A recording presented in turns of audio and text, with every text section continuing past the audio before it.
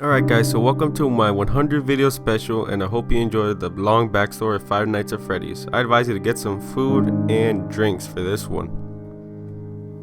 So before I can give any information regarding Freddy Fazbear's Pizzeria, the viewer must note two very important history lessons.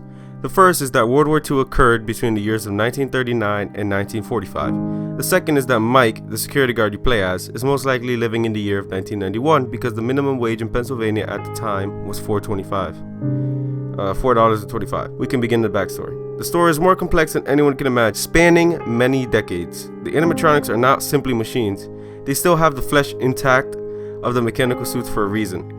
Before the establishment of Freddy Fazbear's Pizzeria, it is believed the building used to serve as a laboratory that performed inhuman acts. This torture house, as it should be called, was the result of a collaboration between two scientists in 1949. John Smith, an American scientist, and Abel Hines, a renegade Nazi scientist, are the ones who formed this collaboration. After World War II, John met Abel Hines, a Nazi scientist who escaped from Germany and immigrated to the US.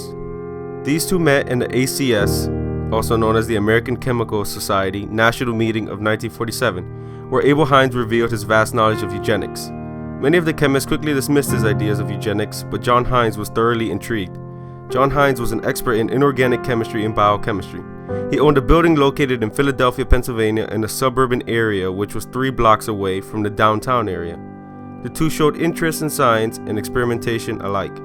In 1949, Abel officially co-owned the building. The building would serve as a secret place for experimentation and torture. The goal of John and Abel was simple: achieve immortality. Little did they know that such a simple phrase would lead to unimaginable suffering for them and future generations. Genes can be extracted easier in a child than an adult, so they decided to lure children and focus their experiments on their feeble bodies. Their thought process throughout this ordeal was that the sacrifice of weak, hopeless children would serve a greater cause for science. This was the only idea that kept them sane. Their method of kidnapping was impeccable.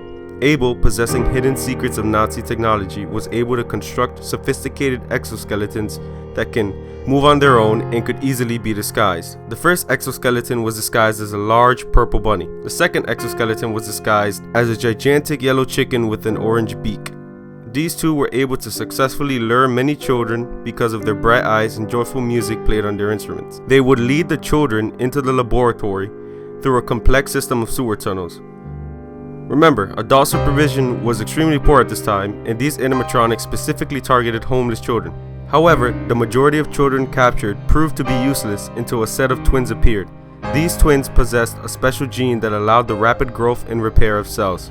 Humans aged because of slowly dying cells, but this special gene would completely destroy the aging effect. After successfully isolating the unique gene from the twins, John and Abel decided to test its chemical reaction when implemented on human flesh. Well guys, that is just a tiny portion of the story. There's a lot more to go to it, but I want to separate it into different videos because I don't want you guys to get bored watching a 30-minute video. So, hope you guys enjoyed it.